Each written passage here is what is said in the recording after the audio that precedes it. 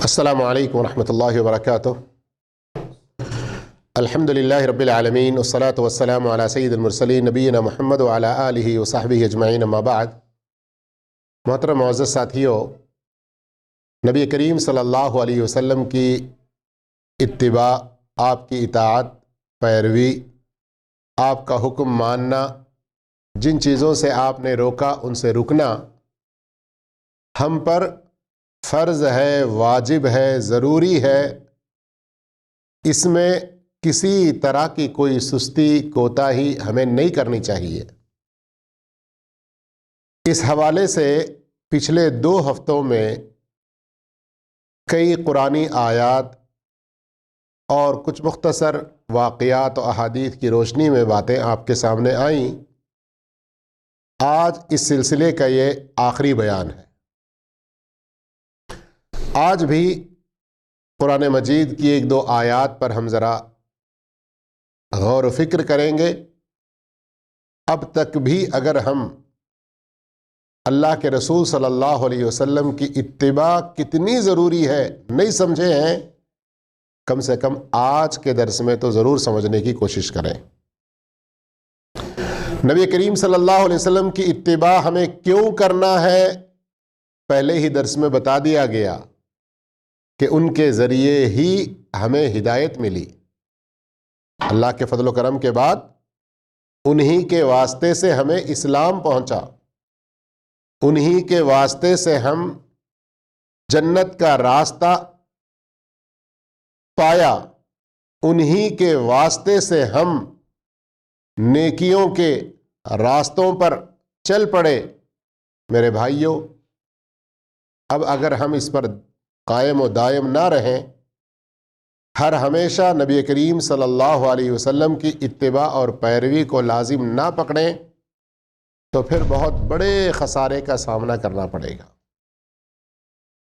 آئیے کچھ آج کی آیات میں ہم اس ناحیے سے غور و فکر کرنے کی کوشش کرتے ہیں۔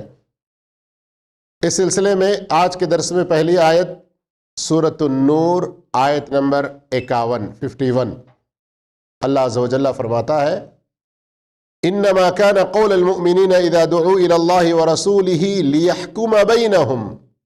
رسول ان کے درمیان میں فیصلہ کرنے کے لیے جب انہیں اللہ اور اس کے رسول کی طرف بلایا جائے تو انہیں یہ کہنا چاہیے ان یقولوا سمعنا واطعنا، سمعنا واطعنا۔ اردو ماحول میں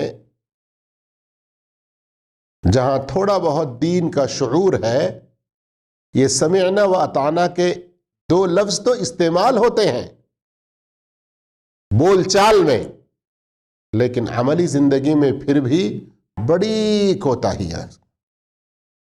آئیے ذرا ہم غور کرتے ہیں، اور اس آیت میں سمعنا و اطعنا یہ جو 2 لفظ آئے ہیں، ان کی تفسیر میں صحابہ اکرام کیا کہتے ہیں اور مفسرین اکرام رحمہ اللہ نے کیا کہا، تھوڑا ہم غور کریں گے۔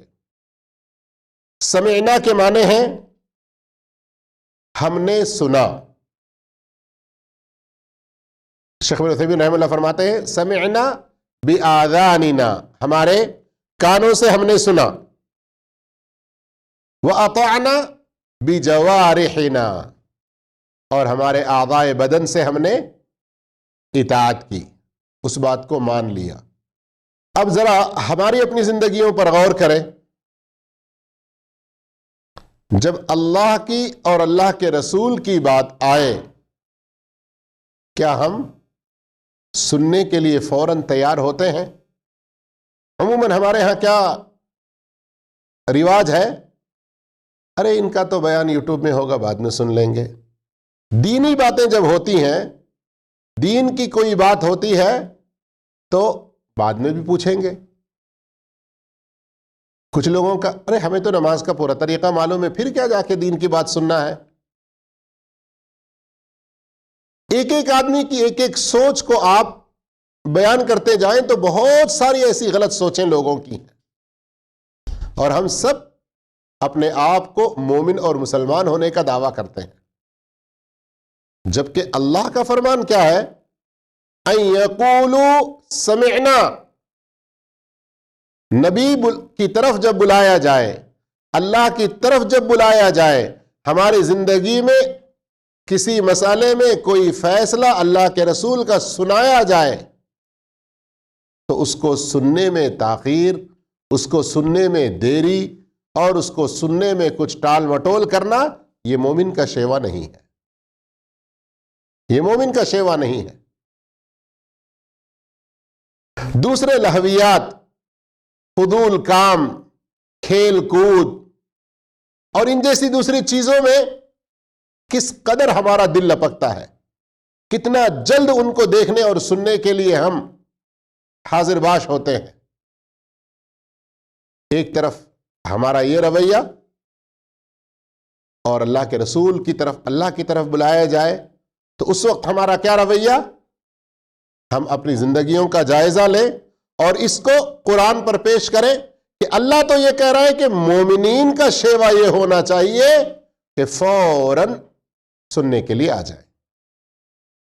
عبادہ بن صامت رضی اللہ تعالیٰ عنہ کہتے ہیں، صحیح بخاری کی حدیث ہے، بایعنا، ہم نے اللہ کے رسول صلی اللہ علیہ وسلم سے جو بیعت کی، ہم نے جو شپت، ہمارے ہاں ہندی میں یہ لفظ استعمال ہوتا ہے نا بہت، ہم نے جو عہد کیا، بیعت کا معنی یہاں پر آج کل جو باطل طریقے پیروں مریدوں کے ہاں بیعتوں کے چل پڑے ہیں وہ نہیں، اللہ کے رسول صلی اللہ علیہ وسلم صحابات سے جو بیعت لیا کرتے تھے، کن کن چیزوں کی لیا کرتے تھے؟ عبادہ بن صامت رضی اللہ عنہ کہتے ہیں بالخصوص یہ دو لفظ وہاں پر ہے، علی السمع والطاعہ،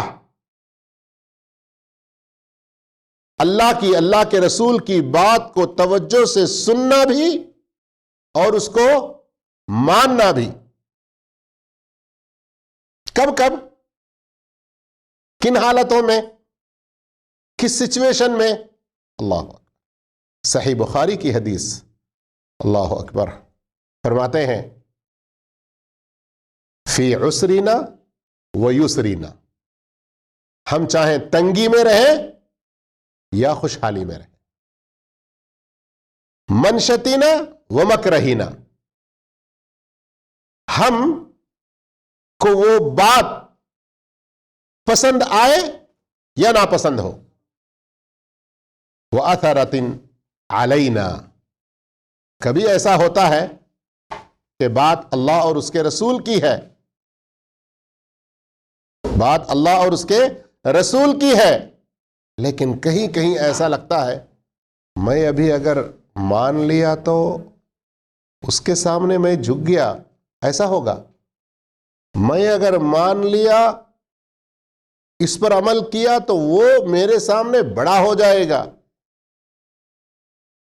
تمہارے اوپر کسی اور کو ترجیح دی جا رہی ہے، اس طرح کے حالات بھی تمہیں نظر آ جائیں، پھر بھی تم اللہ اور اس کے رسول کی بات کو سننے اور اس کی اطاعت میں پیچھے نہیں رہنا، اس بات کا تم مجھ سے وعدہ کرو۔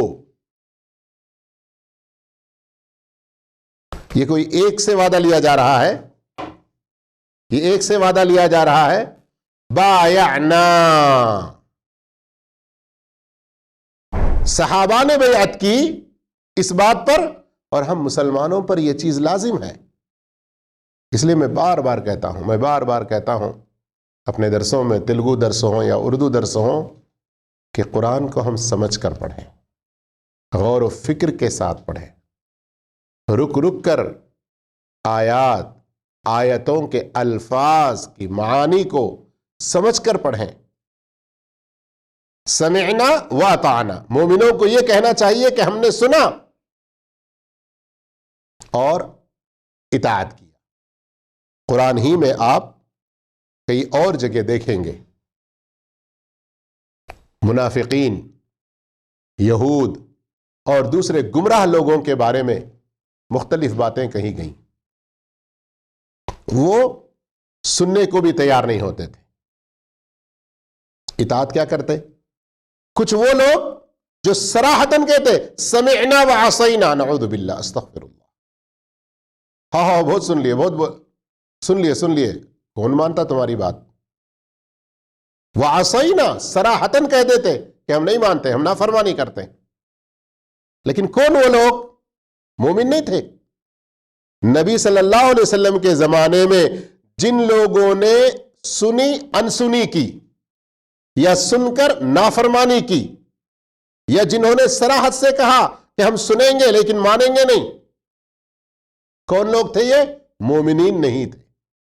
یہ جو سورہ نور کی آیت نمبر 51 ابھی میں پڑھ رہا ہوں نا، اس کی تشریح تفسیر کر رہا ہوں، اس سے آگے اور پیچھے کی آیتوں کو دیکھیں آپ، منافقین کا اس میں ذکر موجود ہے کہ دنیا کے فائدے کی بات کوئی ہوتی تو فوراً لپک پڑتے، لیکن ان کے آخرت کے ہمیشہ کے فائدے کے لیے جو بلایا جا رہا ہے تو انکار کرتے. لیکن مومنوں کا کیا رویہ بتایا جا رہا ہے؟ انما کان قول المؤمنین. میں ابھی پوری عربی گرامر کے حساب سے آپ کی تفسیر نہیں کر رہا ہوں، ورنہ اس کے اندر اور کتنا تاکیدی معنی ہے، کتنی گہرائی اس کے اندر ہے. شروع میں اللہ نے انما ذکر کیا ہے. بس موٹا موٹا اتنا ہی میں سمجھانا چاہتا ہوں کہ ہم رک کر غور کر کے پڑھیں. مومنوں کا یہ شیوا ہونا چاہیے کہ وہ بات کو سنیں بھی پوری توجہ کے ساتھ، سننے کے بعد کیا کریں گے؟ عمل کرنے میں سوچیں گے یا عمل کریں گے؟ ہاں، تردد بالکل نہیں ہونا چاہیے، پیچھے بالکل نہیں ہٹنا چاہیے. اس لیے کہ سورہ نساء میں منافقوں کی عادات دیکھیں. آج کے عشاء کی نماز میں وہ آیتیں تلاوت کی گئی تھیں، اسی آیت کے آگے پیچھے کی آیتوں کو دیکھیں تو صاف طور پر کیا ہے کہ منافقین ہیں جو اطاعت میں پیچھے ہوتے ہیں، کسالا، بھدے پن کے ساتھ، بڑی ہی سستی کے ساتھ، لاپرواہی کے ساتھ. اور اللہ رب العالمین ایسے لوگوں کا شمار کن میں کرتا ہے؟ ظالموں میں. آیت نمبر 50 آپ دیکھ لیں، فَأُولَئِكَ هُمُ الظَّالِمُونَ کہا، ظالمین میں ان کا شمار ہوتا ہے. لیکن جو سن کر اطاعت کرتے ہیں، عملی طور پر فوراً وہاں جھک جاتے ہیں. اللہ اکبر.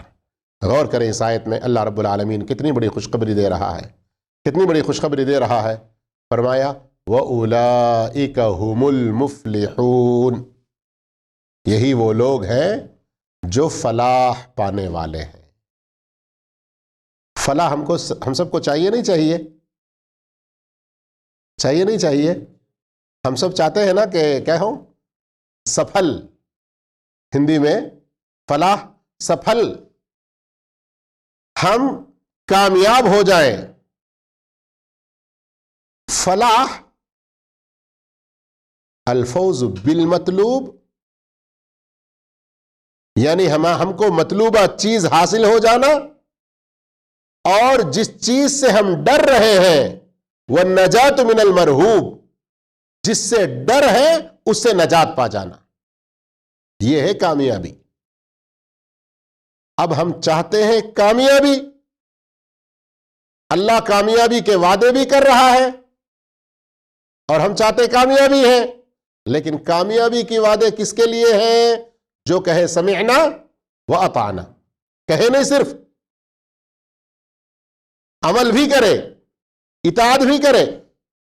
اور اس سے پہلے یہ بات گزر چکی، یہ اطاعت عبادات میں بھی، حقوق اللہ میں بھی، حقوق العباد میں بھی، اخلاق و کردار میں بھی، معاملات و لین دین میں بھی، شادی بیاہ میں بھی، ہر چیز میں.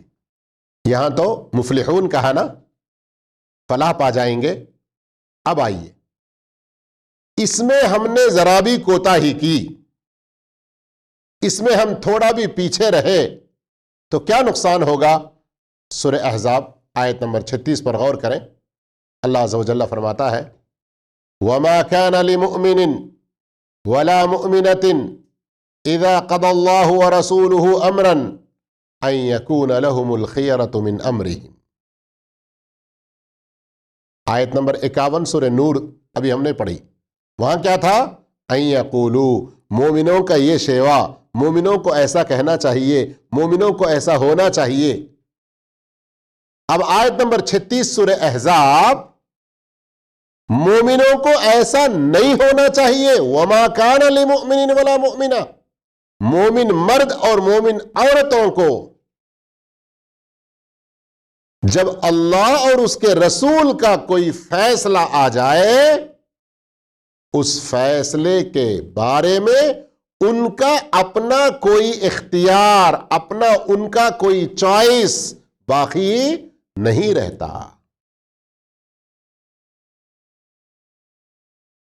وما كان لمؤمن ولا مؤمنة اذا قضى الله ورسوله امرا ان يكون لهم الخيارة. اپنا کوئی اختیار نہیں. اللہ کی بات تو اچھی ہے بھائی، لیکن نہیں، رسول کی بات کو کون انکار کرے گا؟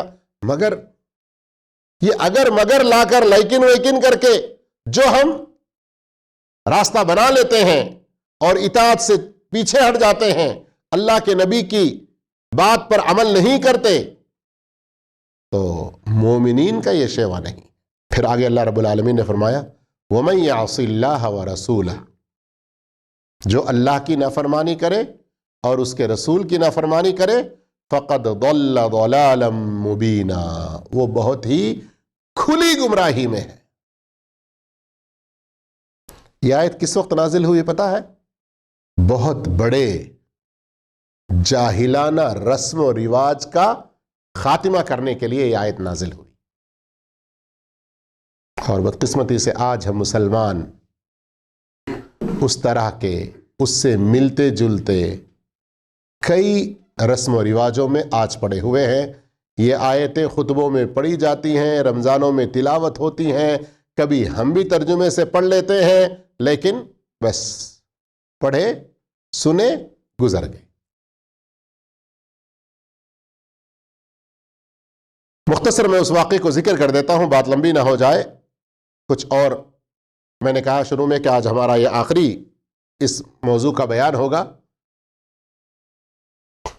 زمانہ جاہلیت میں بہت سارے غلط رسم و رواج میں سے دو چیزیں، ایک خاندانوں، ذات پات، اونچ نیچ، یہ سب کچھ گندا رواج تھا. آج جیسے ہمارے حیدرآباد میں کئی سالوں سے یہ بات سننے میں آتی ہے. ہمارے درسوں میں بھی ایک صاحب آیا کرتے تھے، وہ بھی کئی سال تک اپنی بہن کے بارے میں پریشان رہے. کیا کہتے ہیں؟ سید خاندان کی لڑکی سید خاندان سے ہی شادی ہوگی، کسی دوسرے سے نہیں ہوگی. لیکن سادات سے ہیں، وہ جا کر دوسروں کے گھر برتن دھوئے گی، وہ کمزات والوں کے گھر میں جا کر کام کرے گی. اسلام میں شادی بیاہ کے لیے جو کفر معیار وہ کیا ہے؟ اذا جاءکم من ترضون دینہ وخلقہ، دینداری اور اخلاق یہ پسند آ جائیں فزوجوہ وإلا تکن فتنۃ وفساد عریض. ترمذی کی روایت. بعض اہل علم نے اس کی سند پر کلام کیا، معنی کے اعتبار سے درست ہے، لیکن رواج کیا ہے؟ نہ نہ نہ نہ، بڑے خاندان کے بڑے خاندان کے، چھوٹے خاندان والوں کو حقیر. زمانے جاہلیت کے اس رسم و رواج کو مٹانا بھی ایک مقصد تھا. دوسرا غلط رسم و رواج متبنہ، کسی بچے کو گود لے لینا. اولاد نہ ہونے کی صورت میں لیتے ہیں نا آج بھی، اور اس کے اندر کتنے سارے اسلامی تعلیمات کی خلاف ورزیاں کرتے ہیں، کتنی ساری نبی صلی اللہ علیہ وسلم کی سنتوں کی دھجیاں اڑا دیتے ہیں. اس کی کوئی پرواہ نہیں کرتے. بس کیا ہے؟ نہیں، ہمیں بچہ نہیں، اتنی سال ہو گئے شادی ہو کے، ہمیں کوئی بچہ گود لینا ہے. تو اس زمانے میں کیا رواج تھا کہ جو کسی بچے کو اپنا بیٹا بنا لے،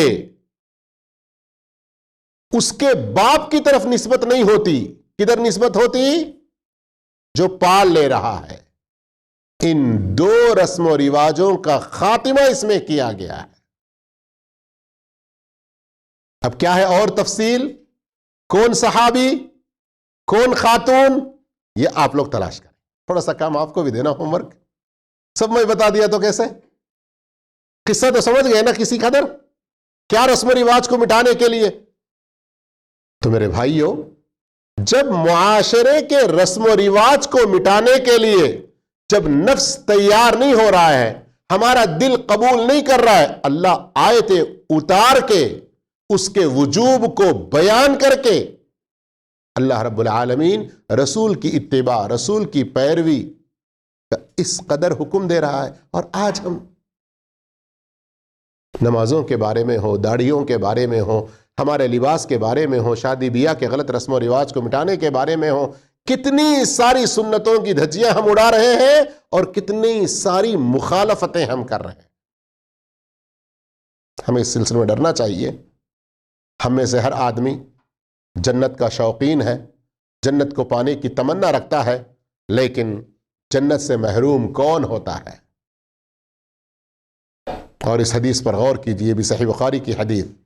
کہنے کو آج لوگ کہہ لیتے ہیں اللہ مجھے توفیق دے گا تو میں پڑھ لوں گا، اللہ میرے مقدر میں لکھے گا تو میں کر لوں گا. وہی کھانے پینے، نوکری ڈیوٹی وغیرہ کے بارے میں نہیں کہتے جتنا مقدر میں اللہ نے لکھا ہے اتنا ہی ملے گا، مجھے ڈیوٹی کرنے کی کیا ضرورت ہے؟ نیکی کرنے کے بارے میں، اطاعت کے بارے میں اس طرح کے ہیلے بہانے کرتے ہیں. ذرا اس حدیث پر غور کیجئے. کم سے کم اس حدیث کو سننے کے بعد تو ہمارے رونگٹے کھڑے ہو جانا چاہیے، ہمارے دل میں کپ کپیاں طاری ہونا چاہیے. ہم آئے دن اللہ کے رسول صلی اللہ علیہ وسلم کی کتنی ساری سنتوں کو، اور یہاں سنت کا لفظ وہ سنت نفل فرض کے لیول میں نہیں ہے. جب ہم عمومی طور پر کہیں نبی کی سنت تو اس میں فرض بھی آ جاتے ہیں، سنتیں بھی آتی ہیں، نفلیں بھی آتی ہیں، مستحب بھی آتے ہیں، مباح بھی آتے ہیں. یہ بات ذہن میں رکھیں. اب وہ کیسے، اس کی تفصیل بتاؤں گا تو بات بڑی لمبی ہوگی، لیکن مختصر اتنی بات یاد رکھیں. اب ذرا آئیں اس حدیث پر غور کریں. ابو ہریرہ رضی اللہ عنہ فرماتے ہیں کہ اللہ کے رسول صلی اللہ علیہ وسلم نے فرمایا کل امتی یدخلون الجنہ، میری امت کے سارے لوگ جنت میں داخل ہو جائیں گے. الحمدللہ، کتنی بڑی خوشخبری کی بات ہے نہیں؟ لیکن آپ صلی اللہ علیہ وسلم نے پھر فرمایا الا من ابا، وہ جنت میں داخل نہیں ہوگا جس نے جنت میں داخل ہونے سے انکار کیا. انداز بیان پہ بھی غور کریں آپ کبھی.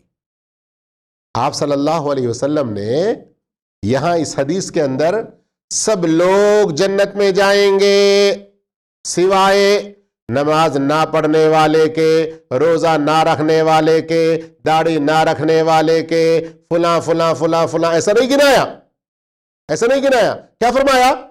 میری امت کے سارے لوگ جنت میں داخل ہوں گے الا من ابا، جو خود داخل ہونے سے انکار کیا. جس نے انکار کیا. اسی پر تو صحابہ کو تعجب ہوا. صحابہ نے فوراً پوچھا وہ میں یہ ابا، جنت میں جانے سے کون انکار کرے گا؟ کوئی انکار کرتا ہے جنت میں جانے سے؟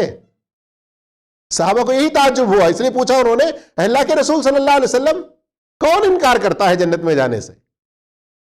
آپ صلی اللہ علیہ وسلم نے کیا فرمایا؟ غور کیجیے. فرمایا من اطاعنی دخل الجنہ، جس نے میری اطاعت کی وہ جنت میں داخل ہوگا. ومن عصانی فقد ابا، جس نے میری نافرمانی کی اس نے انکار کیا. اللہ اکبر، اللہ اکبر. اب غور کریں، جنت میں جانا چاہتے ہیں تو جن جن کاموں کا، جن جن چیزوں کا اللہ کے رسول صلی اللہ علیہ وسلم نے حکم دیا ان کو بجا لانا ہے. جن جن چیزوں سے روکا ان سے رک جانا ہے. اب جو آپ کی اطاعت نہیں کرے گا وہ کیا ہوا؟ انکار کرنے والا ہوا. انکار کرنے والا جنت میں جائے گا؟ ایسے انکاریوں میں سے اللہ ہم کو نہ بنائے، اللہ ہم سب کو بچا کے رکھے. مسلم شریف کی حدیث ہے، حضرت عبداللہ بن مسعود رضی اللہ عنہ بیان فرماتے ہیں کہ اللہ کے رسول صلی اللہ علیہ وسلم نے فرمایا ما من نبی بعثہ اللہ فی امت قبلی الا کان له من امته حواریون واصحاب یأخذون بسنته ویقتدون بامرہ۔ اللہ نے مجھ سے پہلے جس کسی نبی کو بھیجا ان کے ساتھ ان کی ہی امتوں میں سے ان کے کچھ خاص لوگ ہوا کرتے۔ کون ہیں وہ خاص لوگ؟ نبی والے، نبی کے سچے پیروکار۔ کون ہیں وہ؟ یأخذون بسنتہ، جو اللہ کے رسول صلی اللہ علیہ وسلم کی سنتوں کو تھامے رہتے ہیں، ان پر عمل کیے رہتے ہیں۔ وَيَقْتَدُونَ بِأَمْرِهِ، جیسے ہی آپ کا کوئی حکم آیا فوراً بجا لایا۔ یہ کون لوگ ہیں؟ نبی کے خاص لوگ ہیں، نبی کے حواری ہیں۔ لیکن وقت گزرنے کے ساتھ ساتھ ثم انہا تخلف من بعدہم خلوف، پھر اس کے بعد کچھ ناخلف آئیں گے، کچھ نااہل آئیں گے، کچھ ایسے بد عمل آئیں گے، یقولون ما لا یفعلون، جس چیز پر عمل نہیں کرتے وہ کہیں گے، وَيَفْعَلُونَ مَا لَا يُؤْمَرُونَ، اور جس کا حکم نہیں دیا گیا وہ کریں گے۔ اللہ اکبر، اللہ ان لوگوں میں سے ہم کو نہ بنائے۔ غور کریں اس حدیث پر بھی، مسلم شریف کی یہ حدیث ہے۔ کہیں گے وہ جو کریں گے نہیں، اور کریں گے وہ جس کا حکم نہیں دیا گیا۔ عموماً بدعتی لوگوں میں یہ چیز پائی جاتی ہے۔ جیسے سلف نے کہا کہ جہاں کہیں کوئی بدعت ایجاد ہوتی ہے وہاں سنت مر جاتی ہے، مٹ جاتی ہے۔ تو یہ وہ لوگ جو ایک لمبے کچھ عرصے کے بعد ایسے لوگ پیدا ہوں گے، نبی کے گزر جانے کے ایک عرصے کے بعد، کہ کچھ ایسے لوگ آئیں گے جو کہیں گے وہ جو خود کریں گے نہیں، اور کریں گے وہ کام جن کا حکم نہیں دیا گیا۔ ایسے لوگوں سے جہاد کرنے کا حکم ہے۔ اللہ اکبر۔ وَمَنْ جَاهَدَهُمْ بِيَدِهِ فَهُوَ مُؤْمِنٌ، جو ان کے ساتھ یعنی ان کے مقابلے میں اپنے ہاتھوں سے جہاد کرے وہ مومن ہے۔ وَمَنْ جَاهَدَهُمْ بِلِسَانِهِ فَهُوَ مُؤْمِنٌ، جو ان کے مقابلہ اپنی زبان سے کرے وہ مومن ہے۔ وَمَنْ جَاهَدَهُمْ بِقَلْبِهِ فَهُوَ مُؤْمِنٌ، جو ان کا مقابلہ اپنے دل سے کرے وہ بھی مومن ہے۔ وَلَيْسَ وَرَاءَ ذَلِكَ مِنَ الْإِيمَانِ حَبَّةُ خَرْدَلٍ، 3 لیول بتائے گئے ہیں نا جہاد کے، پہلا ہاتھ سے، دوسرا زبان سے، تیسرا دل سے۔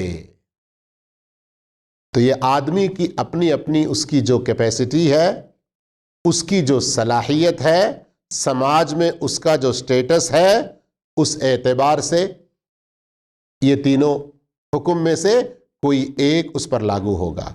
ان تینوں میں سے جو بھی کسی بھی طرح سے مقابلہ کرتا ہے تو اللہ کے رسول صلی اللہ علیہ وسلم نے اس کے مومن ہونے کی خوشخبری دی۔ ذرا ایک پوائنٹ پہ غور کریں، آپ ایک نقطے پہ غور کریں اس حدیث کے اندر۔ آپ صلی اللہ علیہ وسلم کیا فرما رہے ہیں؟ نبی کے کچھ عرصہ گزر جانے کے بعد ایسے لوگ پیدا ہوں گے جو کہیں گے وہ جو کریں گے نہیں، اور کریں گے وہ جس کا حکم نہیں دیا گیا۔ ان سے مقابلہ کرنا ہے نا، ان سے جہاد کرنا ہے۔ کرنے والے کو مومن کہا گیا۔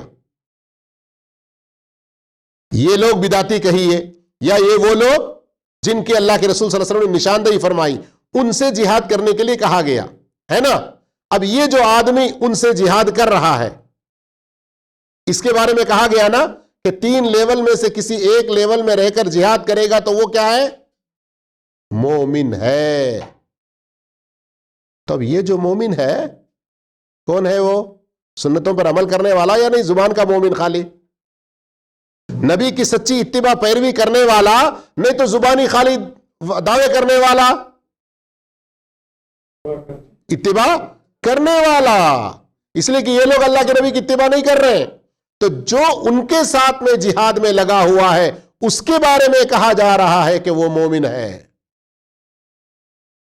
اس حدیث کو اور شروع میں نے آج کے خطبے میں، آج کے بیان میں شروع میں جو سورہ نور آیت نمبر 51 پڑھی، انما کان قول المؤمنین، شیخ ابن عثیمین رحمہ اللہ لکھتے ہیں اسی آیت کی تفسیر میں، جو آدمی جتنا اللہ کے رسول کی بات کو سننے سے پیچھے ہے، جتنا اطاعت سے دور ہے، اتنا وہ ایمان سے محروم ہے. اللہ اکبر. اتنا وہ ایمان سے خالی ہے، محروم ہے. کیوں؟ یہاں اسی حدیث پر غور کیجئے. آپ صلی اللہ علیہ وسلم نے تیسرا لیول، تیسرا سٹیج کیا بیان فرمایا؟ دل سے جہاد کرنا. اس کے بعد کیا فرمایا؟ وَلَيْسَ وَرَاءَ ذَلِكَ مِنَ الْإِيمَانِ حَبَّةُ خَرْدَلٍ. دل سے برا جاننا، دل سے جہاد کرنا، اگر کوئی یہ بھی نہیں کر رہا تو اس کے دل میں رائی کے برابر بھی ایمان نہیں رہا. اللہ اکبر، استغفر اللہ. ہم لوگ حدیثوں کو پڑھ کے ایسے ہی سرسری چلے جاتے. میرے بھائیوں، کتنے بڑے دکھ کی بات اس کے اندر ہے، کتنے بڑے افسوس کی خبر ہمیں دی گئی ہے. یہ میں نے 2 بتائے نا، ادھر بدعتی لوگ، سنتوں سے منہ پھیرنے والے لوگ، اور ادھر تینوں لیول میں سے کسی ایک لیول میں ان سے جہاد کرنے والا. اس میں جو تیسرے لیول کا آدمی ہے، دل سے جہاد کرنے والا، اس کے بارے میں کہہ رہے ہیں کہ اب یہ آخری لیول، اس کے بعد رائی کے دانے کے برابر بھی ایمان نہیں ہے. تو پھر اس کے پاس رائی کے دانے کے برابر ایمان نہیں ہے. تو جو اس طرح بدعتوں میں پڑے ہوئے ہیں، جو سنتوں کو چھوڑے ہوئے ہیں، جو اللہ کے نبی کا ایک ایک حکم سن رہے ہیں، فجر کی نماز کے بارے میں کیا حکم ہے، سود کے بارے میں کیا حکم ہے، فضول خرچیوں کے بارے میں کیا حکم ہے، اور اس طرح دوسرے اور بہت سارے، لیکن ان کو عمل میں نہیں لا رہے ہیں، تو ان کا ایمان کتنا ہوگا ذرا اندازہ کریں. ان کا ایمان کتنا ہوگا اندازہ کریں. اس لیے بہت بڑی اہم حدیث ہے. اللہ رب العالمین ہم سب کو نیک توفیق دے. میری تو خواہش یہی تھی کہ آج کے درس میں اس بات کو ختم کر دیں گے، لیکن بدعت سے متعلق، بدعتیوں سے متعلق اور سنت کی خلاف ورزی کرنے والے مرنے کے وقت میں کیسے پچھتائیں گے، آخرت میں کس طرح سے پچھتائیں گے، اس سلسلے میں سورۃ الفرقان آیت نمبر 27 اور سورۃ الاحزاب آیت نمبر 66 بہت اہم ہے، لیکن وقت بھی چونکہ ہوا ہے، اس لیے اگلی بار کے لیے ہم اس کو چھوڑ دیتے ہیں. اللہ رب العالمین سے دعا کرتے ہیں اللہ ہم تمام کو سنتوں کا سچا پیروکار بنائے. اللہ تعالی حقیقی معنوں میں اللہ کے نبی کے ایک ایک حکم کو عملی طور پر بجا لانے کی ہم سب کو نیک توفیق عطا فرمائے. اللہ رب العالمین ہم تمام کو نبی کریم صلی اللہ علیہ وسلم کے سچے پیروکاروں کے زمرے میں شامل فرمائے. آمین. وآخر دعوانا الحمدللہ رب العالمین. والسلام علیکم ورحمۃ اللہ وبرکاتہ.